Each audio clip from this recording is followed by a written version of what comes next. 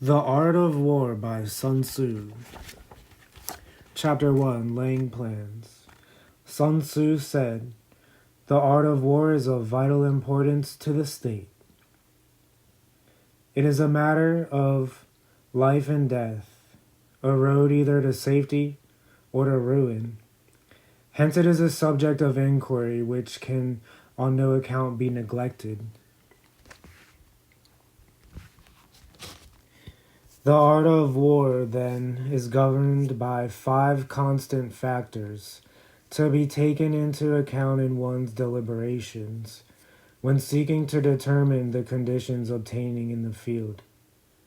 These are 1. The moral law, 2. Heaven, 3. Earth, 4. The commander, 5. Method and discipline. The moral law causes the people to be in complete accord with their ruler, so that they will follow him regardless of their lives, undismayed by any danger. Heaven signifies night and day, cold and heat, times and seasons. Earth comprises distances, great and small, danger and security, open ground and narrow passes, the chances of life and death. The commander stands for the virtues of wisdom, sincerely, benevolence, courage, and strictness.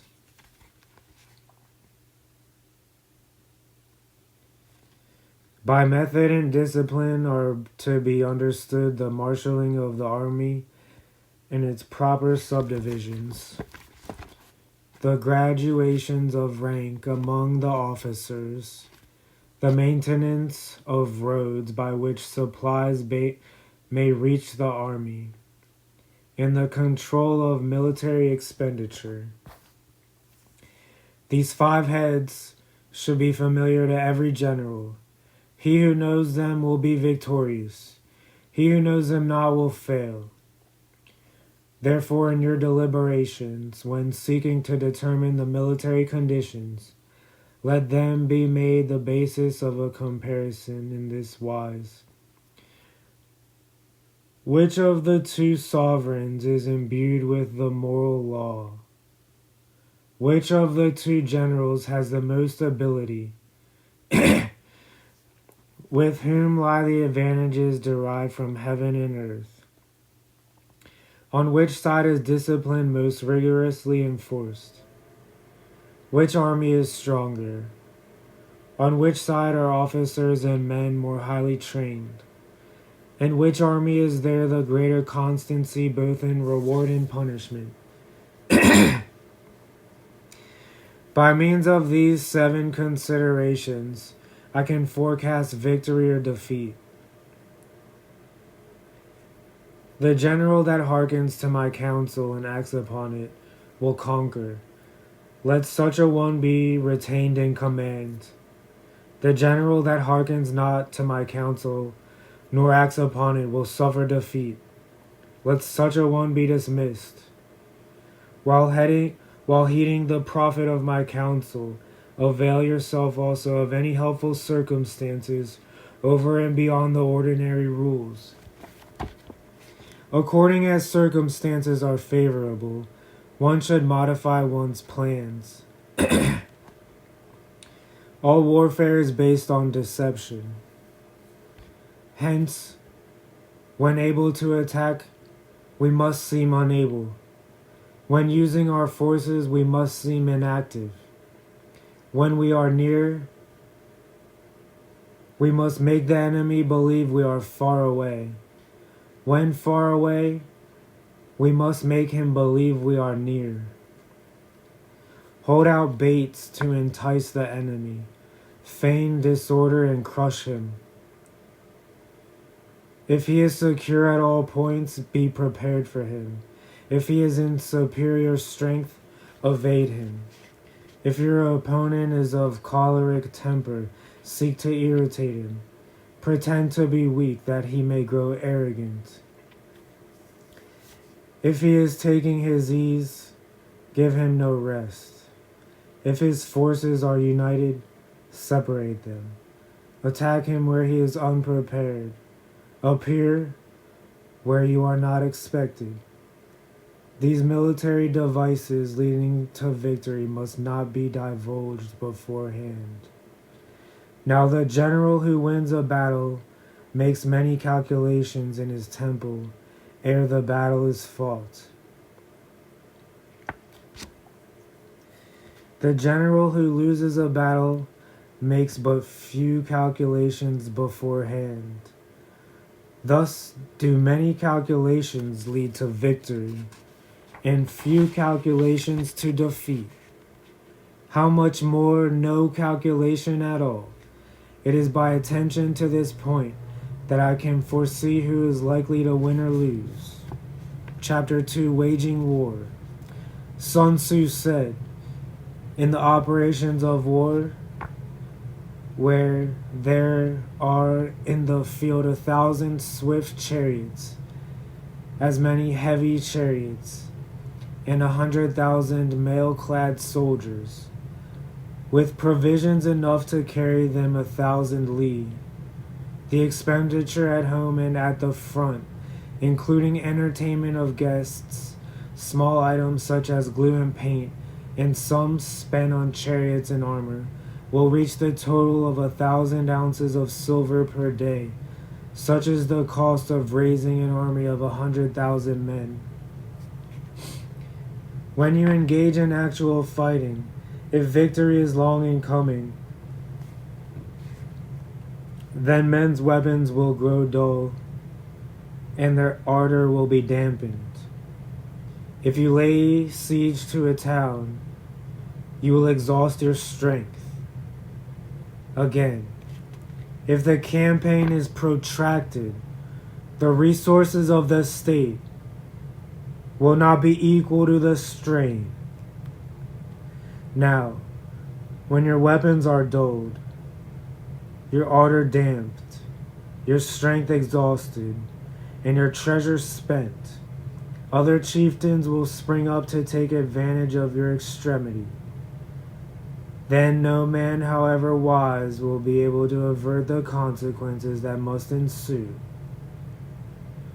Thus, though we have heard of stupid haste in war, cleverness has never been seen associated with long delays. There is no instance of a country having benefited from prolonged warfare. It is only one who is thoroughly acquainted with the evils of war that can thoroughly understand the profitable way of carrying it on. The skillful soldier does not raise a second levy, neither are his supply wagons loaded more than twice. Bring war material with you from home, but forage on the enemy. Thus the army will have food enough for its needs. Poverty of the state exchequer causes an army to be maintained by contributions from a distance. Contributing to maintain an army at a distance causes the people to be impoverished. On the other hand, the proximity of an army causes prices to go up, and high prices cause the people's substance to be drained away. When their substance is drained away, the peasantry will be afflicted by heavy exactions. With this loss of substance and exhaustion of strength, the homes of the people will be stripped bare, and 3/10 of their income will be dissipated, while government expenses for broken chariots, worn-out horses, breastplates and helmets, bows and arrows, spears and shields, protective mantles, draught oxen, and heavy wagons will amount to 4/10 of its total revenue. Hence a wise general makes a point of foraging on the enemy. 1 carload of the enemy's provisions is equivalent to 20 of one's own. And likewise a single pickle of his provender is equivalent to 20 from one's own store. Now in order to kill the enemy, our men must be roused to anger, that there may be advantage from defeating the enemy. They must have their rewards. Therefore in chariot fighting, when 10 or more chariots have been taken, those should be rewarded who took the first. Our own flags should be substituted for those of the enemy, and the chariots mingled and used in conjunction with ours. The captured soldiers should be kindly treated and kept. This is called using the conquered foe to augment one's own strength. In war, then, let your great object be victory, not lengthy campaigns. Thus, it may be known that the leader of armies is the arbiter of the people's fate, the man on whom it depends whether the nation shall be in peace or peril. Chapter 3, Attack by Stratagem. Sun Tzu said, "In the practical art of war, the best thing of all is to take the enemy's country whole and intact. To shatter and destroy it is not so good. So too it is better to recapture an army entire than to destroy it. To capture a regiment, a detachment, or a company entire, than to destroy them. Hence, to fight and conquer in all your battles is not supreme excellence. Supreme excellence consists in breaking the enemy's resistance without fighting. Thus, the highest form of generalship is to balk the enemy's plans. The next best is to prevent the junction of the enemy's forces. The next in order is to attack the enemy's army in the field. And the worst policy of all is to besiege walled cities. The rule is not to besiege walled cities if it can be possibly avoided. The preparation of mantlets, movable shelters, and various implements of war will take up 3 whole months, and the piling of mounds over against the walls will take 3 months more. The general, unable to control his irritation, will launch his men to the assault like swarming ants, with the result that 1/3 of his men are slain, while the town still remains untaken. Such are the disastrous effects of a siege. Therefore, the skillful leader subdues the enemy's troops without any fighting. He captures their cities without laying siege to them. He overthrows their kingdom without lengthy operations in the field. With his forces intact, he will dispute the mastery of the empire, and thus, without losing a man, his triumph will be complete. This is the method of attacking by stratagem. It is the rule in war, if our forces are 10 to the enemy's 1, to surround him, if 5 to 1 to attack him, if twice as numerous to divide our army in 2. If equally matched, we can offer battle. If slightly inferior in numbers, we can avoid the enemy. If quite unequal in every way, we can flee from him. Hence, though an obstinate fight may be made a small force, in the end it must be captured by the larger force. Now the general is the bulwark of the state. If the bulwark is complete at all points, the state will be strong. If the bulwark is defective, the state will be weak. There are 3 ways in which a ruler can bring misfortune upon his army. By commanding the army to advance or to retreat, being ignorant of the fact that it cannot obey. This is called hobbling the army. by attempting to govern an army in the same way as he administers a kingdom. Being ignorant of the conditions which obtain in an army, this causes restlessness in the soldiers' minds. 3. By employing the officers of his army without discrimination, through ignorance of the military principle of adaptation to circumstances, this shakes the confidence of the soldiers. But when the army is restless and distrustful, trouble is sure to come from other feudal princes. This is simply bringing anarchy into the army and flinging victory away. Thus we may know that there are 5 essentials for victory. He will win who knows when to fight and when not to fight. He will win who knows how to handle both superior and inferior forces. He will win whose army is animated by the same spirit throughout all its ranks. He will win who, prepared himself, waits to take the enemy unprepared. He will win who has military capacity and is not interfered with by the sovereign. Hence the saying, if you know the enemy and know yourself, you need not fear the result of 100 battles. If you know yourself but not the enemy, for every victory gained you will also suffer a defeat. If you know neither the enemy nor yourself, you will succumb in every battle. Chapter 4. Tactical Dispositions. Sun Tzu said, the good fighters of old first put themselves beyond the possibility of defeat, and then waited for an opportunity of defeating the enemy. To secure ourselves against defeat lies in our own hands, but the opportunity of defeating the enemy is provided by the enemy himself. Thus the good fighter is able to secure himself against defeat, but cannot make certain of defeating the enemy. Hence the saying, one may know how to conquer without being able to do it. Security against defeat implies defensive tactics. Ability to defeat the enemy means taking the offensive.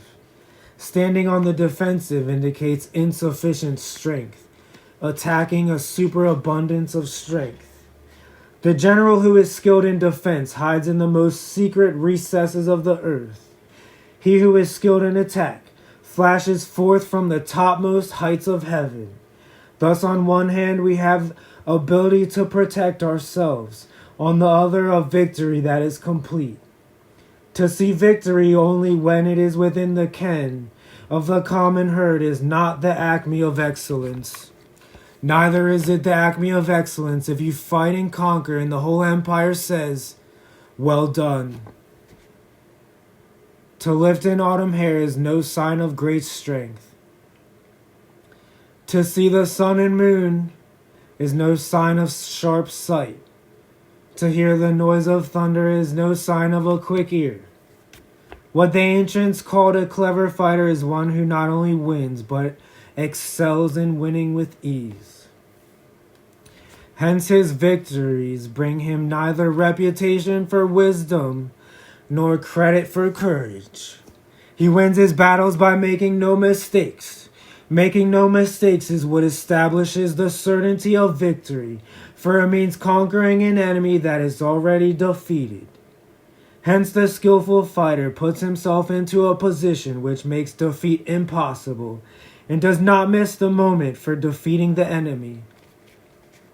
Thus it is that in war the victorious strategist only seeks battle after the victory has been won, whereas he who is destined to defeat first fights and afterwards looks for victory. The consummate leader cultivates the moral law and strictly adheres to method and discipline. Thus it is in his power to control success. In respect of military method, we have firstly measurement, secondly estimation of quantity, thirdly calculation, fourthly balancing of chances, fifthly victory. Measurement owes its existence to earth, estimation of quantity to measurement, calculation to estimation of quantity, balancing of chances to calculation, and victory to balancing of chances. A victorious army opposed to a routed one is as a pound's weight placed in the scale against a single grain. The onrush of a conquering force is like the bursting of pent-up waters into a chasm 1,000 fathoms deep. Chapter 4. The Army on the March. Sun Tzu said, "We come now to the question of encamping the army and observing signs of the enemy. Pass quickly over mountains and keep in the neighborhood of valleys. Camp in high places, facing the sun. Do not climb heights in order to fight." So much for mountain warfare. After crossing a river, you should get far away from it. When an invading force crosses a river in its onward march, do not advance to meet it midstream. It will be best to let half the army get across, and then deliver your attack. If you are anxious to fight, you should not go to meet the invader near a river which he has to cross. Moor your craft higher up than the enemy and facing the sun. Do not move upstream to meet the enemy. So much for river warfare. In crossing salt marshes, your sole concern should be to get over them quickly without any delay. If forced to fight in a salt marsh, you should have water and grass near you, and get your back to a clump of trees. So much for operations in salt marshes. In dry, level country, take up an easily accessible position with rising ground to your right and on your rear, so that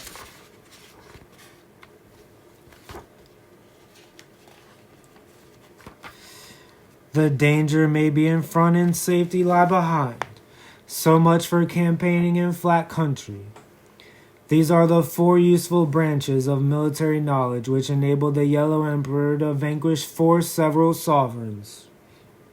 All armies prefer high ground to low and sunny places to dark.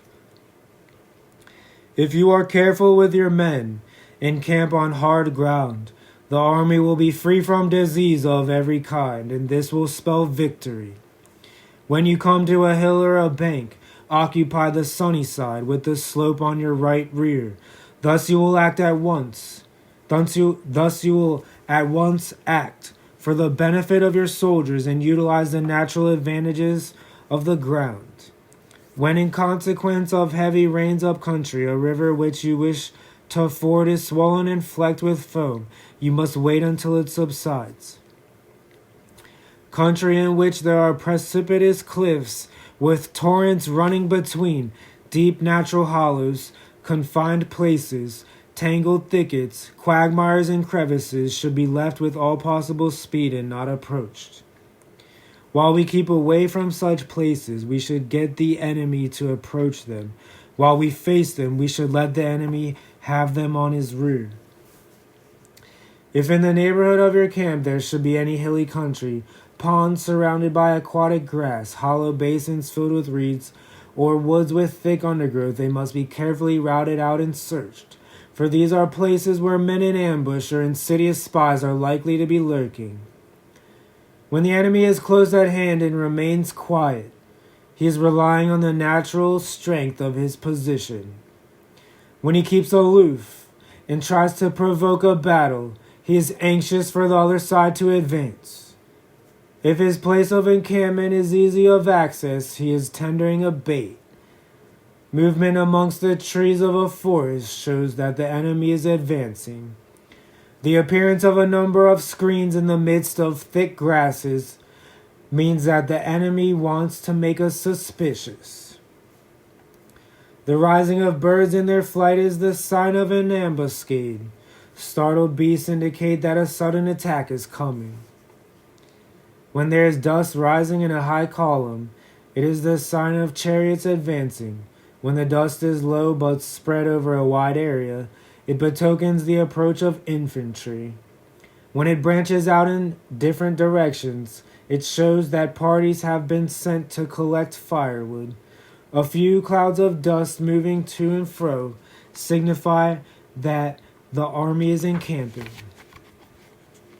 Humble words and increased preparations are signs that the enemy is about to advance.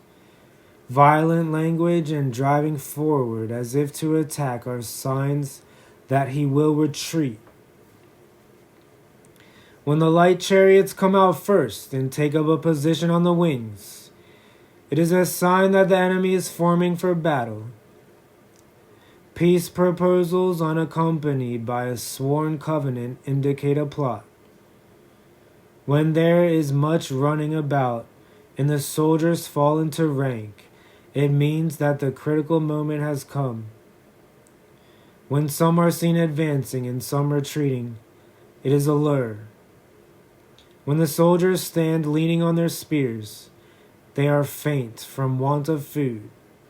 If those who are sent to draw water begin by drinking themselves, the army is suffering from thirst.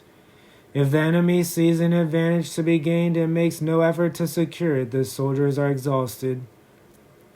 If birds gather on any spot, it is unoccupied.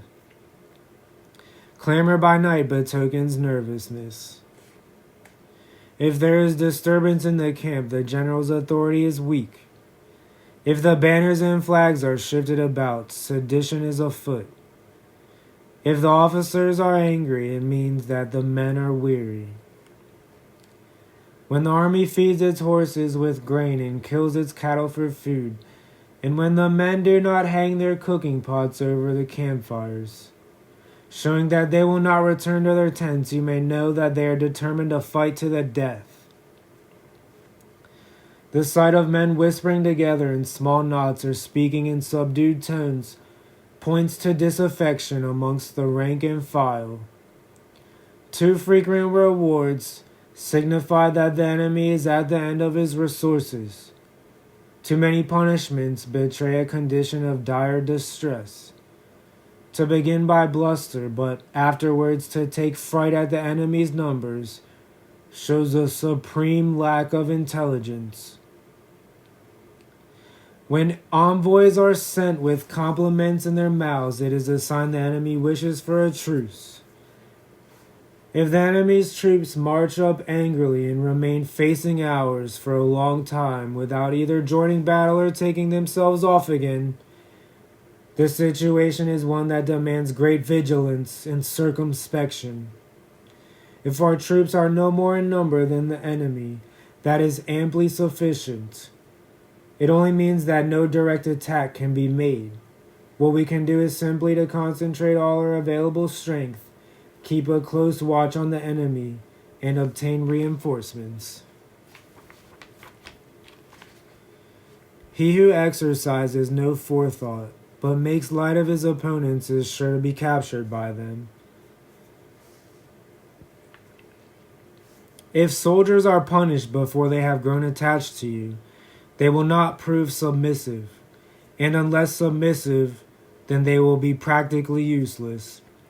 If when the soldiers have become attached to you, punishments are not enforced, they will still be useless. Therefore, soldiers must be treated in the first instance with humanity, but kept under control by means of iron discipline. This is a certain road to victory. If in training soldiers' commands are habitually enforced, the army will be well disciplined. If not, its discipline will be bad. If a general shows confidence in his men but always insists on his orders being obeyed, the gain will be mutual. Chapter 5, Energy. Sun Tzu said, "The control of a large force is the same principle as the control of a few men. It is merely a question of dividing up their numbers. Fighting with a large army under your command is no wise different from fighting with a small one. It is merely a question of instituting signs and signals.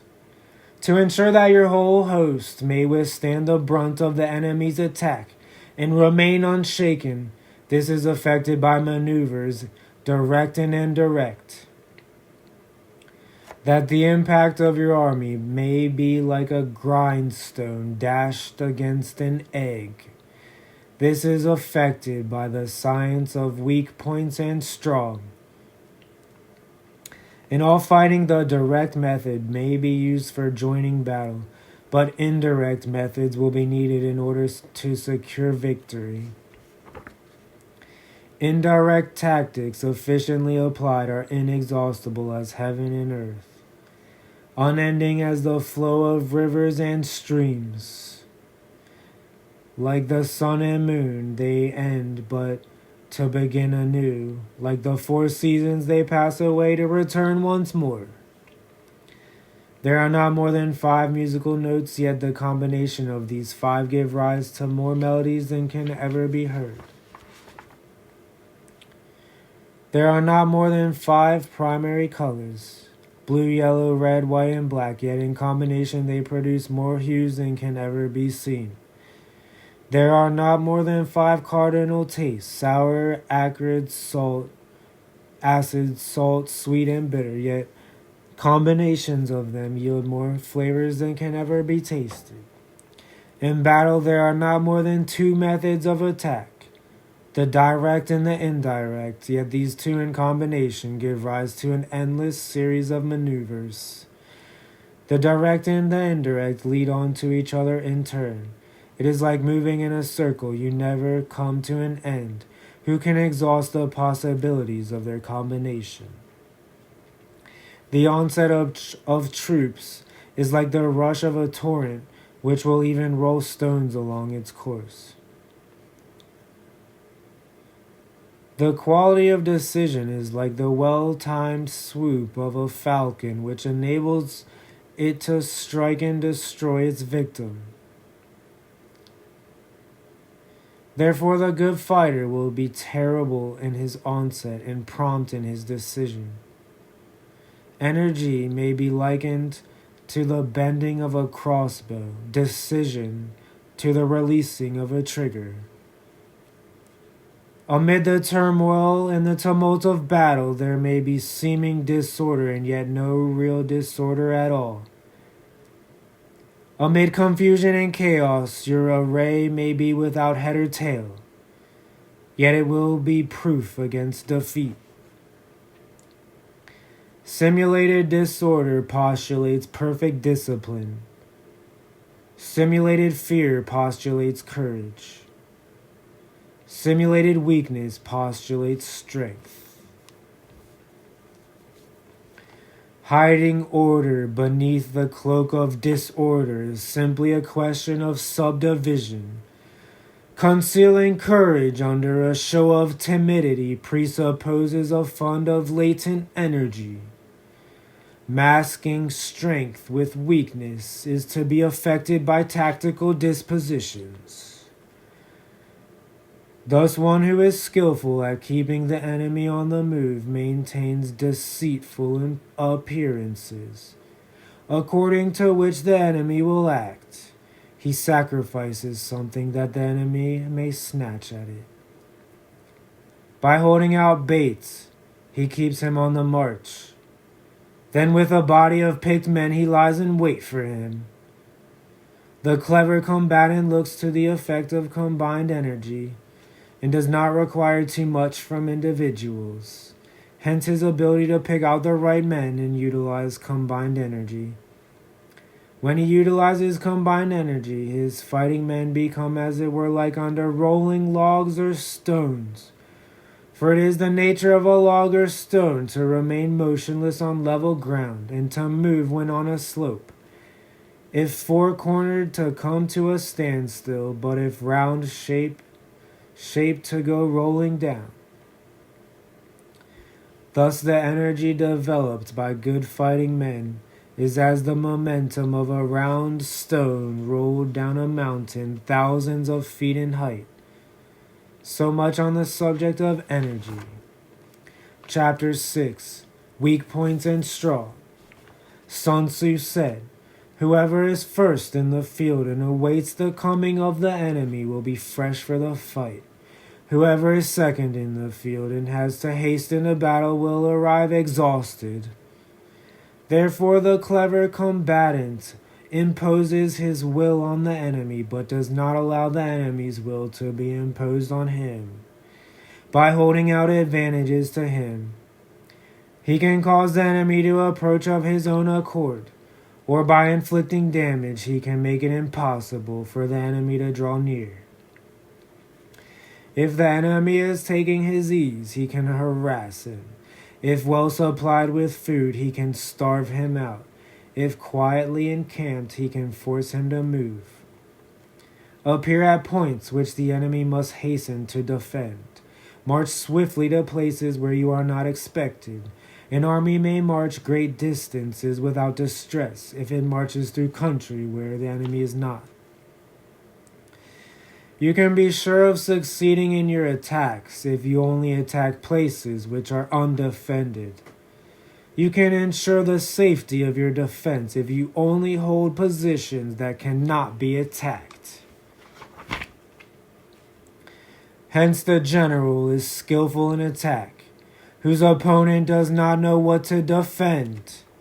And he is skillful in defense, whose opponent does not know what to attack. O divine art of subtlety and secrecy! Through you we learn to be invisible, through you inaudible, and hence we can hold the enemy's fate in our hands. You may advance and be absolutely irresistible if you make for the enemy's weak points. You may retire and be safe from pursuit if your movements are more rapid than those of the enemy.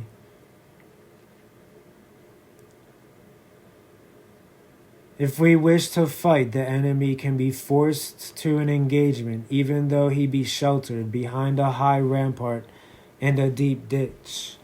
All we need to do is attack some other place that he will be obliged to relieve. If we do not wish to fight, we can prevent the enemy from engaging us, even though the lines of our encampment be merely traced out on the ground. All we need to do is throw something odd and unaccountable in his way. By discovering the enemy's dispositions and remaining invisible ourselves, we can keep our forces concentrated while the enemy's must be divided. We can form a single united body while the enemy must be split up into fractions. Hence there will be a whole pitted against separate parts of a whole, which means that we shall be many to the enemy's few. And if we are able thus to attack an inferior force with a superior one, our opponents will be in dire straits. The spot where we intend to fight must not be made known, for then the enemy will have to prepare against a possible attack at several different points. And his forces being thus distributed in many directions, the numbers we shall have to face at any given point will be proportionately few. For should the enemy strengthen his van, he will weaken his rear. Should he strengthen his rear, he will weaken his van. Should he strengthen his left, he will weaken his right. Should he strengthen his right, he will weaken his left. If he sends reinforcements everywhere, he will be everywhere weak. Numerical weakness comes from having to prepare against possible attacks. Numerical strength from compelling our adversary to make these preparations against us. Knowing the place and the time of the coming battle, we may concentrate from the greatest distances in order to fight. But if neither time nor place be known, then the left wing will be impotent to succor the right equally impotent to succor the left, the van unable to relieve the rear, or the rear to support the van. How much more so if the furthest portions of the army are anything under 100 li apart, and even the nearest are separated by several li. Though according to my estimate, the soldiers of Yue exceed our own in number, that shall advantage them nothing in the matter of victory. I say then that victory can be achieved. Though the enemy be stronger in numbers, we may prevent him from fighting. Scheme so as to discover his plans and the likelihood of their success. Rouse him and learn the principle of his activity or inactivity. Force him to reveal himself so as to find out his vulnerable spots. Carefully compare the opposing army with your own, so that you may know where the strength is superabundant and where it is deficient. In making tactical dispositions, the highest pitch you can attain is to conceal them. Conceal your dispositions, and you will be safe from the prying of the subtlest spies, from the machinations of the wisest brains. How victory may be produced for them out of the enemy's own tactics, that is what the multitude cannot comprehend. All men can see the tactics whereby I conquer, but what none can see is the strategy out of which victory is evolved. Do not repeat the tactics which have gained you one victory, but let your methods be regulated by the infinite variety of circumstances.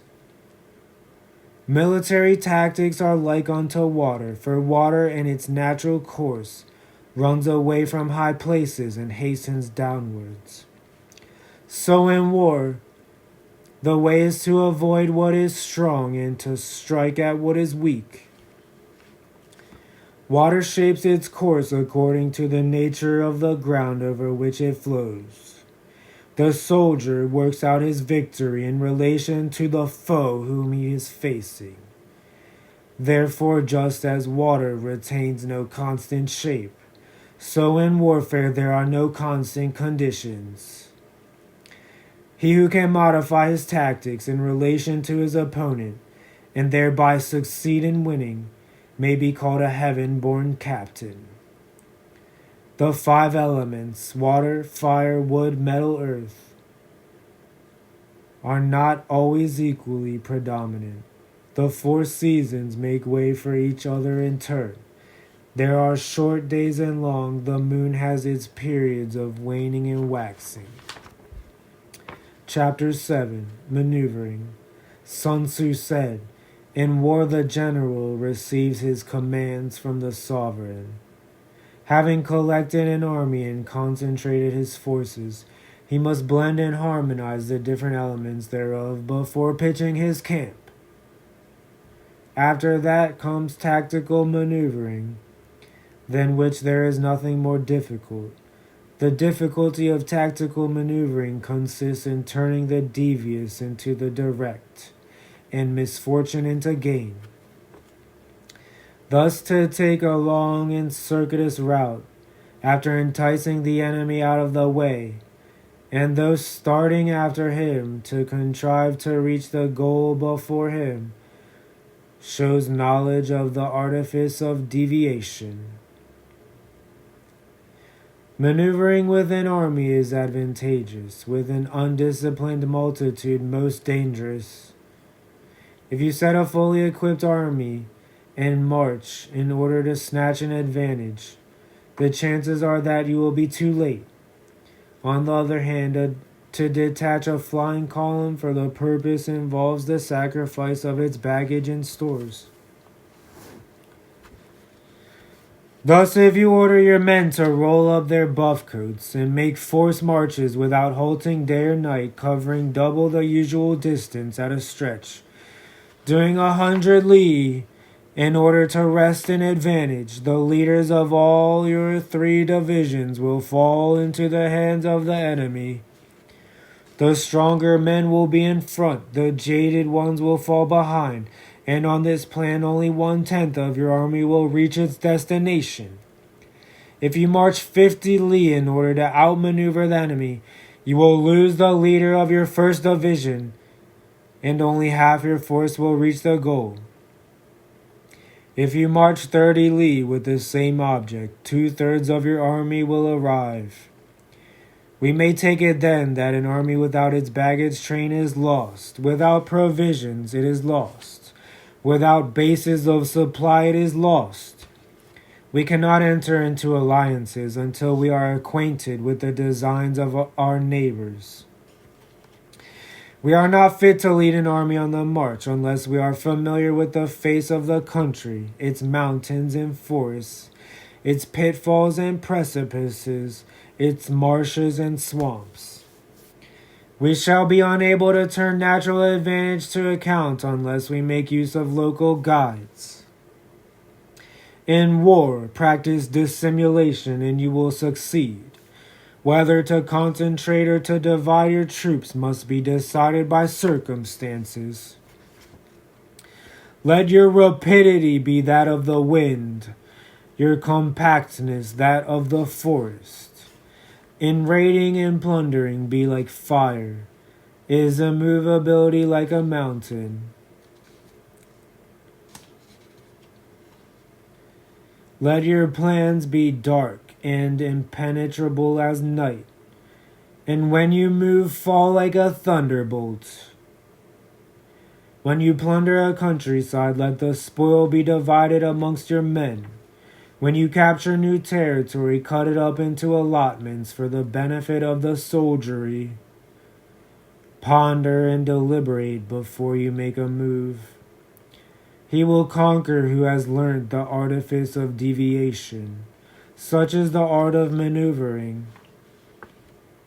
The Book of Army Management says, on the field of battle, the spoken word does not carry far enough. Hence the institution of gongs and drums. Nor can ordinary objects be seen clearly enough.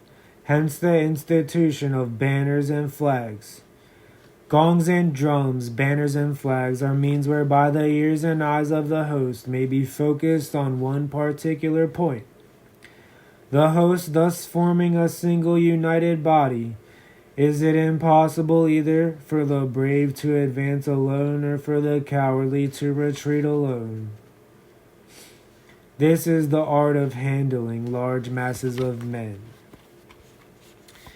In night fighting, then, make much use of signal fires and drums, and in day fighting, and in fighting by day of flags and banners, as a means of influencing the ears and eyes of your army. The whole army may be robbed of its spirit. A commander-in-chief may be robbed of his presence of mind. Now a soldier's spirit is keenest in the morning.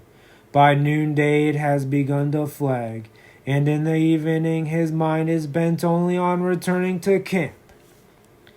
A clever general, therefore, avoids an army when its spirit is keen, but attacks it when it is sluggish and inclined to return. This is the art of studying moods. Disciplined and calm, to await the appearance of disorder and hubbub amongst the enemy. This is the art of retaining self-possession. To be near the goal while the enemy is still far from it. To wait at ease while the enemy is toiling and struggling. To be well fed while the enemy is famished. This is the art of husbanding one's strength. To refrain from intercepting an enemy whose banners are in perfect order. To refrain from attacking an army drawn up in calm and confident array. This is the art of studying circumstances. It is a military axiom not to advance uphill against the enemy, nor to oppose him when he comes downhill. Do not pursue an enemy who simulates flight. Do not attack soldiers whose temper is keen. Do not swallow bait offered by the enemy. Do not interfere with an army that is returning home. When you surround an army, leave an outlet free. Do not press a desperate foe too hard. Such is the art of warfare. Chapter 8. Variation in Tactics. Sun Tzu said, "In war the general receives his commands from the sovereign, collects his army and concentrates his forces. When in difficult country, do not encamp. In country where high roads intersect, join hands with your allies. Do not linger in dangerously isolated positions. In hemmed-in situations, you must resort to stratagem. In desperate position, you must fight. There are roads which must not be followed, armies which must not be attacked, towns which must not be besieged, positions which must not be contested, commands of the sovereign which must not be obeyed." The general who thoroughly understands the advantages that accompany variation of tactics knows how to handle his troops. The general who does not understand these may be well acquainted with the configuration of the country, yet he will not be able to turn his knowledge into practical account. So the student of war who is unversed in the art of war of varying his plans, even though he be acquainted with the 5 advantages, will fail to make the best use of his men. Hence, in the wise leader's plans, considerations of advantage and of disadvantage will be blended together. If our expectation of advantage be tempered in this way, we may succeed in accomplishing the essential part of our schemes. If, on the other hand, in the midst of difficulties, we are always ready to seize an advantage, we may extricate ourselves from misfortune. Reduce the hostile chiefs by inflicting damage on them, and make trouble for them, and keep them constantly engaged.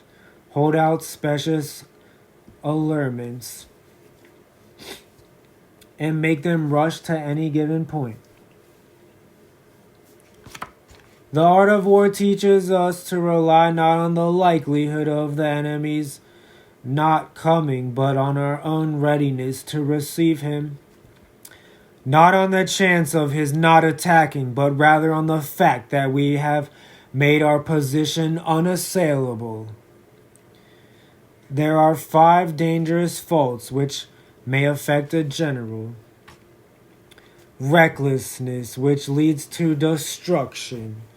Cowardice, which leads to capture. A hasty temper, which can be provoked by insults. A delicacy of honor, which is sensitive to shame. Over solicitude for his men, which exposes him to worry and trouble. These are the 5 besetting sins of a general, ruinous to the conduct of war. When an army is overthrown and its leader slain, the cause will surely be found among these 5 dangerous faults. Let them be a subject of meditation. Chapter 5. Terrain. Sun Tzu said, "We may distinguish 6 kinds of terrain, to wit, accessible ground, entangling ground, temporizing ground, narrow passes, precipitous heights, positions at a great distance from the enemy. Ground which can be freely traversed by both sides is called accessible. With regard to ground of this nature, be before the enemy in occupying the raised and sunny spots, and carefully guard your line of supplies. Then you will be able to fight with advantage.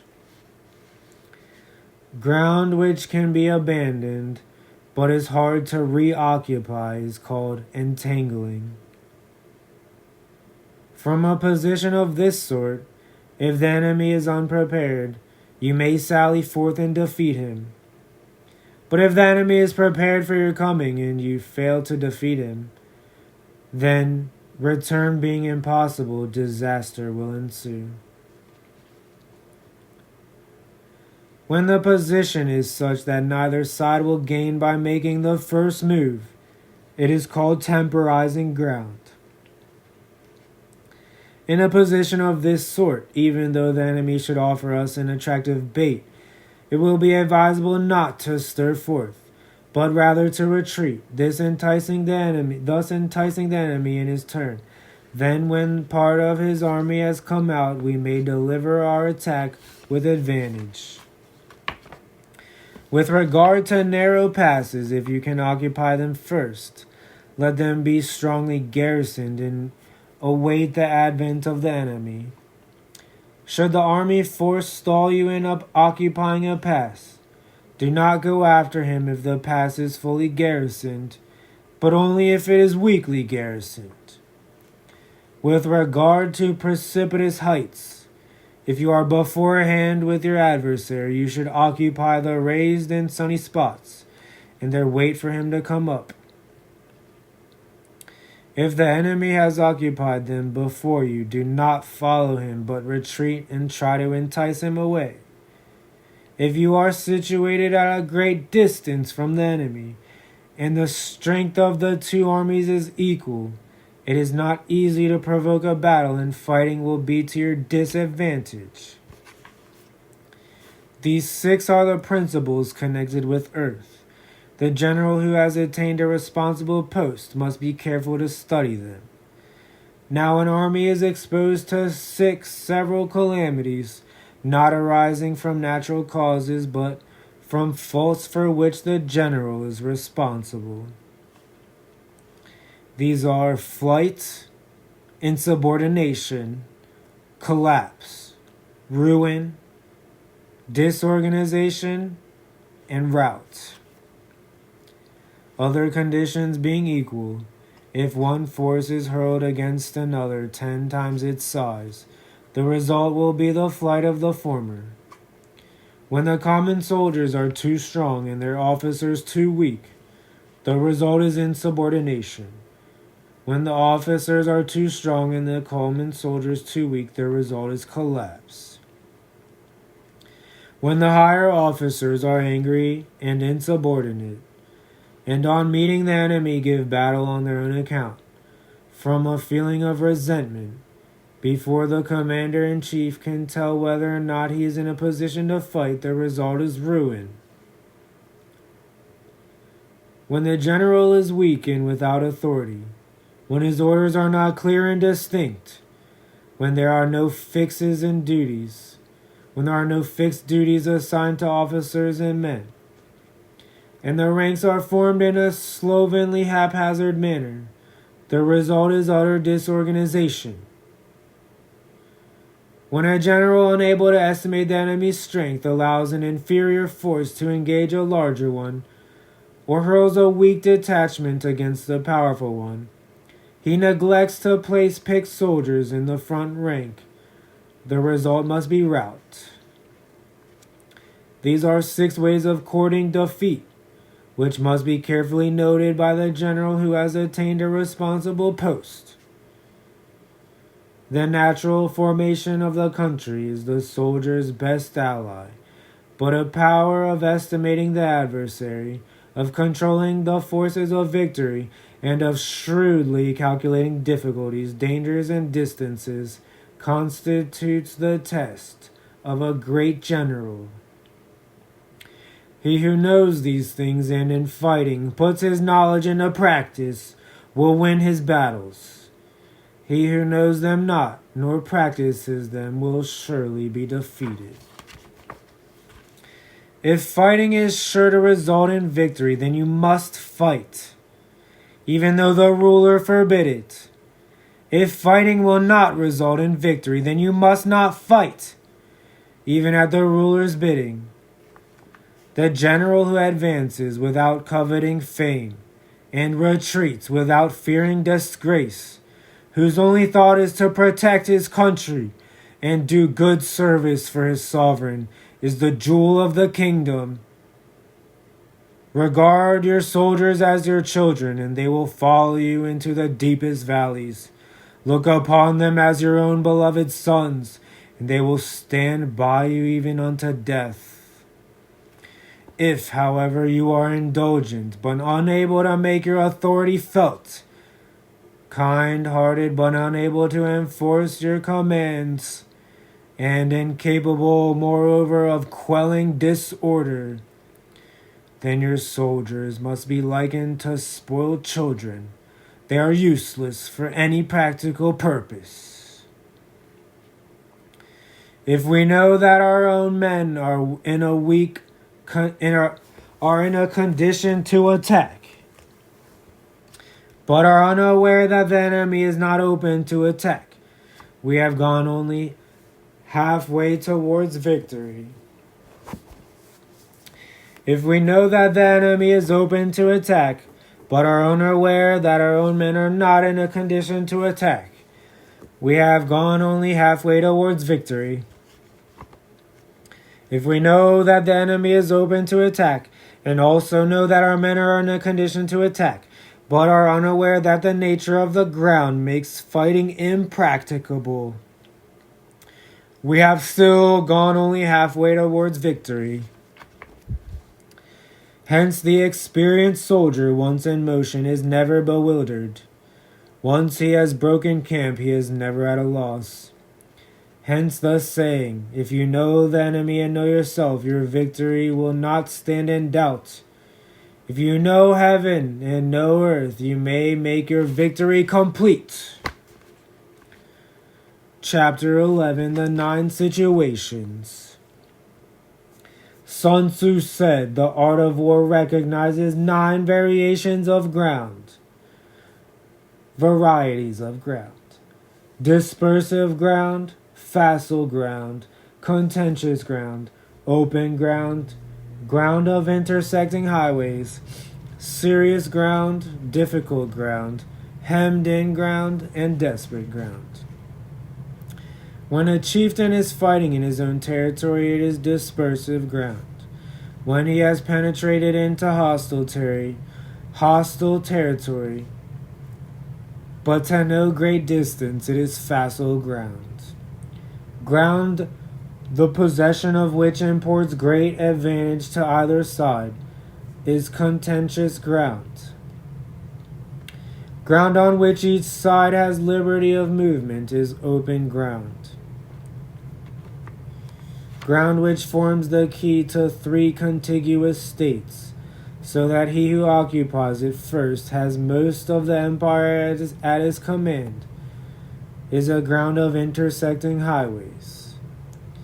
When an army has penetrated into the heart of a hostile country, leaving a number of fortified cities in its rear, it is serious ground. Mountain forests, rugged steeps, marshes, and fens, all country that is hard to traverse, this is difficult ground.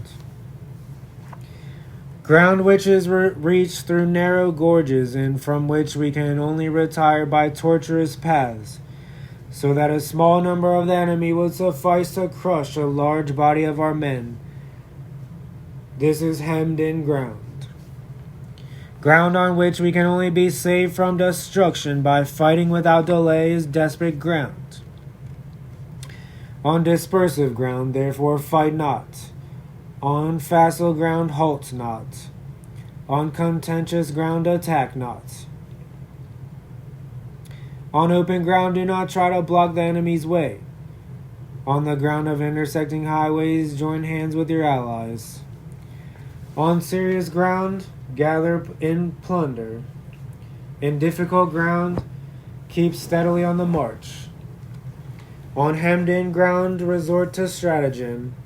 On desperate ground, fight.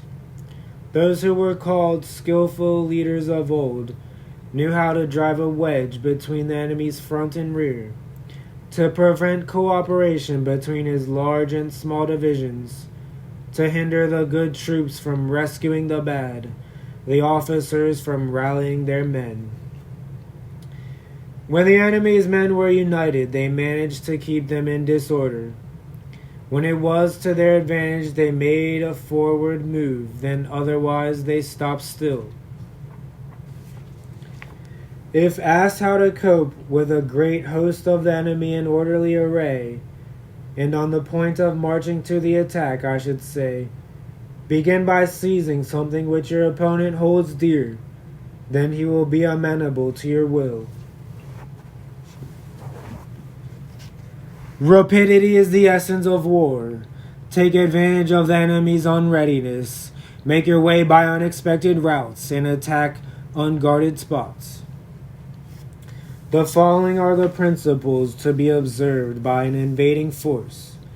The further you penetrate into a country, the greater will be the solidarity of your troops, and thus the defenders will not prevail against you.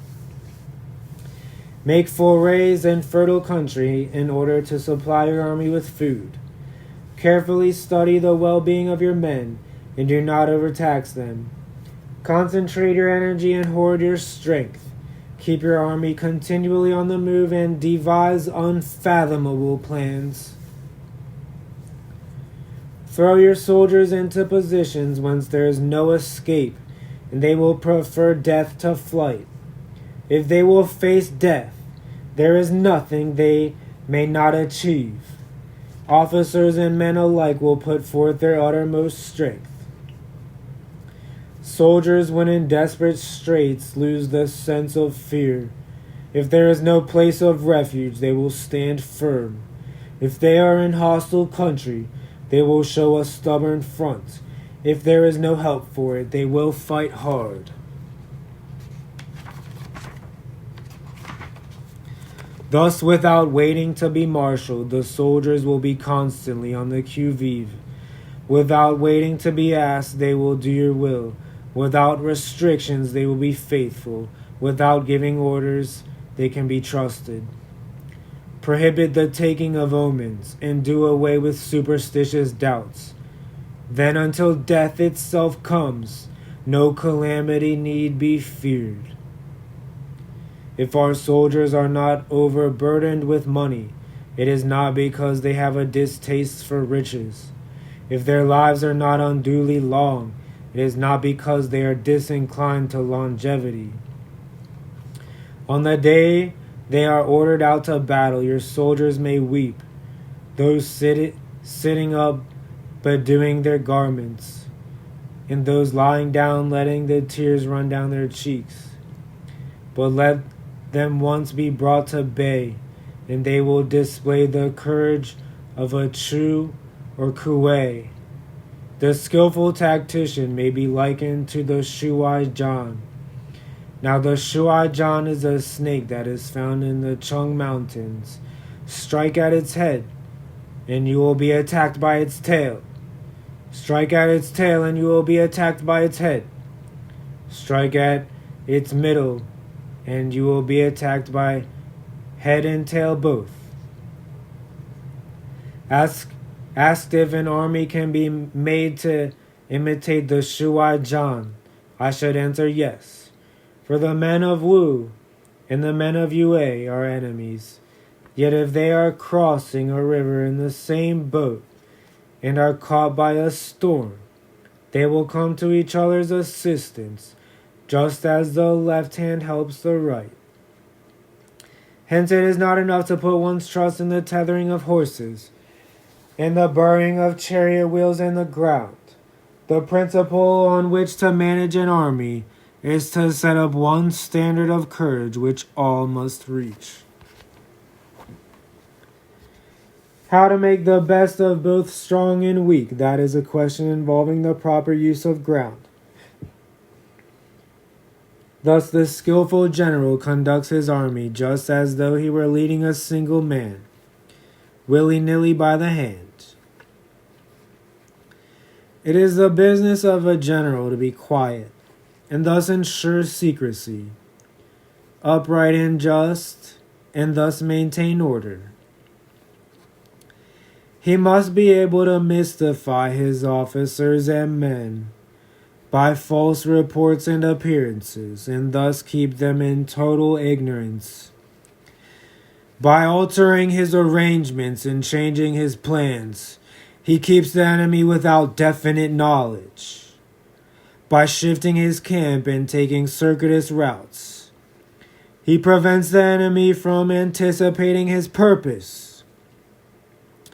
At the critical moment, the leader of an army acts like one who has climbed up a height and then kicks away the ladder behind him. He carries his men deep into hostile territory before he shows his hand. He burns his boats and breaks his cooking pots. Like a shepherd driving a flock of sheep, he drives his men this way and that, and nothing knows whither he is going.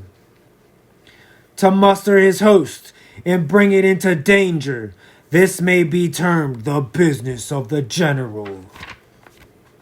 The different measures suited to the 9 varieties of ground, the expediency of aggressive or defensive tactics, and the fundamental laws of human nature, these are things that must most certainly be studied.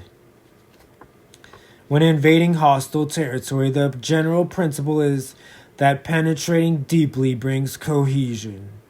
Penetrating but a short way means dispersion. When you leave your own country behind and take your army across neighborhood territory, you find yourself on critical ground. When there are means of communication on all 4 sides, the ground is one of intersecting highways. When you penetrate deeply into a country, it is serious ground. When you penetrate but a little way, it is facile ground. When you have the enemy's strongholds on your rear and narrow passes in front, it is hemmed-in ground. Where there is no place of refuge at all, it is desperate ground. Therefore, on dispersive ground I would inspire my men with unity of purpose. On facile ground I would see that there is close connection between all parts of my army. On contentious ground I would hurry up my rear. On open ground I would keep a vigilant eye on my defenses.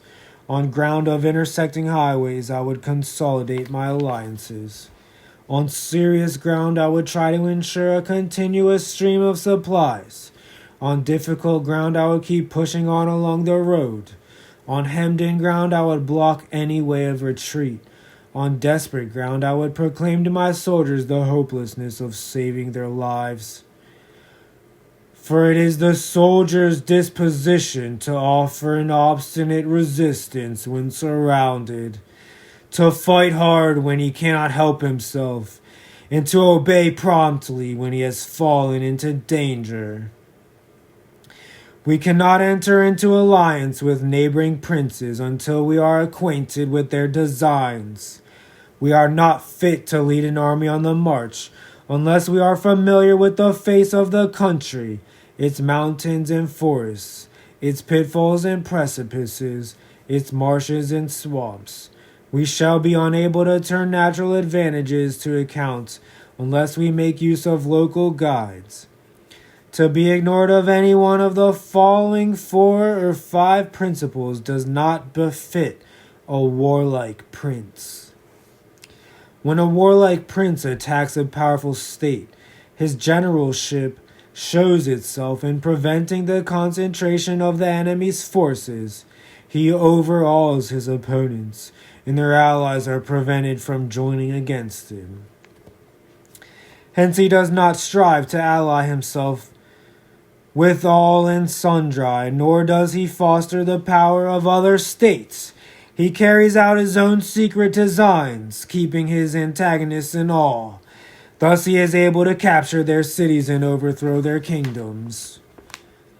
Bestow rewards without regard to rule. Issue orders without regard to previous arrangements, and you will be able to handle a whole army as though you had to do with but a single man. Confront your soldiers with the deed itself. Never let them know your design. When the outlook is bright, bring it before their eyes, but tell them nothing when the situation is gloomy. Place your army in deadly peril, and it will survive. Plunge it into desperate straits, and it will come out in safety. For it is precisely when a force has fallen into harm's way that it is capable of striking a blow for victory. Success in warfare is gained by carefully accommodating ourselves to the enemy's purpose. By persistently hanging on the enemy's flank, we shall succeed in the long run in killing the commander-in-chief. This is called ability to accomplish a thing by sheer cunning. On the day that you take up your command, block the frontier passes, destroy the official tallies, and stop the passage of all emissaries. Be stern in the council chambers so that you may control the situation. If the enemy leaves a door open, you must rush in. Forestall your opponent by seizing what he holds dear, and subtly contrive to time his arrival on the ground. Walk in the path defined by rule, and accommodate yourself to the enemy until you can fight a decisive battle. At first then exhibit the coyness of a maiden until the enemy gives you an opening. Afterwards emulate the rapidity of a running hare, and it will be too late for the enemy to oppose you. Chapter 12. Attack by Fire. Sun Tzu said there are 5 ways of attacking with fire. The first is to burn soldiers in their camp. The second is to burn stores. The third is to burn baggage trains. The fourth is to burn arsenals and magazines. The fifth is to hurl dropping fire amongst the enemy. In order to carry out an attack, we must have means available. The material for raising fire should always be kept in readiness. There is a proper season for making attacks with fire and special days for starting a conflagration. The proper season is when the weather is very dry. The special days are those when the moon is in the constellations of the sieve, the wall, the wing, or the crossbar, for these 4 are all days of rising wind. In attacking with fire, one should be prepared to meet 5 possible developments. When fire breaks out inside the enemy's camp, respond at once with an attack from without. If there is an outbreak of fire but the enemy soldiers remain quiet, bide your time and do not attack. When the force of the flames has reached its height, follow it up with an attack, if that is practicable. If not, stay where you are. If it is possible to make an assault with fire from without, do not wait for it to break out within, but deliver your attack at a favorable moment. When you start a fire, be to windward of it. Do not attack from the leeward. A wind that rises in the daytime lasts long, but at night breeze soon falls.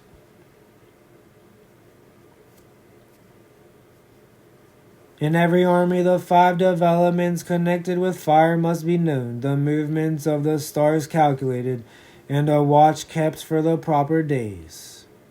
Hence, those who use fire as an aid to the attack show intelligence. Those who use water as an aid to the attack gain an accession of strength. By means of water, an enemy may be intercepted, but not robbed of all his belongings.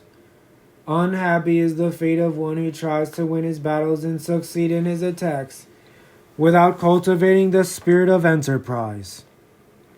For the result is waste of time and general stagnation. Hence the saying, the enlightened ruler lays his plans well ahead.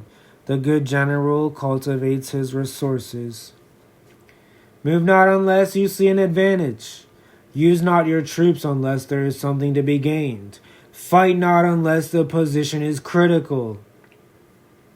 No ruler should put troops into the field merely to gratify his own spleen. No general should fight a battle simply out of pique. If it is to your advantage, make a forward move. If not, stay where you are. Anger may in time change to gladness. vexation may be succeeded by content. But a kingdom that has once been destroyed can never come again into being, nor can the dead ever be brought back to life. Hence the enlightened ruler is heedful, and the good general full of caution. This is the way to keep a country at peace and an army intact. Chapter 13, the use of spies. Sun Tzu said, raising a host of 100,000 men and marching them great distances entails heavy loss on the people and a drain on the resources of the state. The daily expenditure will amount to 1,000 ounces of silver. There will be commotion at home and abroad, and men will drop down exhausted on the highways. As many as 700,000 families will be impeded in their labor. Hostile armies may face each other for years, striving for the victory which is decided in a single day. This being so, to remain in ignorance of the enemy's condition simply because one grudges the outlay of 100 ounces of silver in honors and emoluments is the height of inhumanity. One who acts thus is no leader of men, no present help to his sovereign, no master of victory. Thus what enables the wise sovereign and the good general to strike and conquer, and achieve things beyond the reach of ordinary men, is foreknowledge. Now this foreknowledge cannot be elicited from spirits. It cannot be obtained inductively from experience, nor by any deductive calculation. Knowledge of the enemy's dispositions can only be obtained from other men. Hence the use of spies, of whom there are 5 classes: local spies, inward spies, converted spies, doomed spies, and surviving spies. When these 5 kinds of spy are all at work, none can discover the secret system. This is called divine manipulation of the threads. It is the sovereign's most precious faculty. Having local spies means employing the services of the inhabitants of a district. Having inward spies, making use of officials of the enemy. Having converted spies, getting hold of the enemy's spies and using them for our own purposes. Having doomed spies, doing certain things openly for purposes of deception, and allowing our spies to know of them and report them to the enemy. Surviving spies, finally, are those who bring back news from the enemy's camp. Hence it is that which none in the whole army are more intimate relations to be maintained than with spies. None should be more liberally rewarded. In no other business should greater secrecy be preserved. Spies cannot be usefully employed without a certain intuitive sagacity. They cannot be properly managed without benevolence and straightforwardness. Without subtle ingenuity of mind, one cannot make certain of the truth of their reports. Be subtle, and use your spies for every kind of business. If a secret piece of news is divulged by a spy before the time is ripe, he must be put to death, together with the man to whom the secret was told. Whether the object be to crush an army, to storm a city, or to assassinate an individual, it is always necessary to begin by finding out the names of the attendants, the aides de camp, and doorkeepers and sentries of the general in command, Our spies must be commissioned to ascertain these. The enemy's spies who have come to spy on us must be sought out, tempted with bribes, led away comfortably housed. Thus they will become converted spies and available for our service. It is through the information brought by the converted spy that we are able to acquire and employ local and inward spies.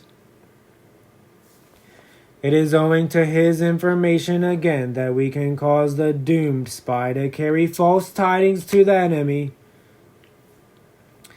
Lastly, it is by his information that the surviving spy can be used on appointed occasions.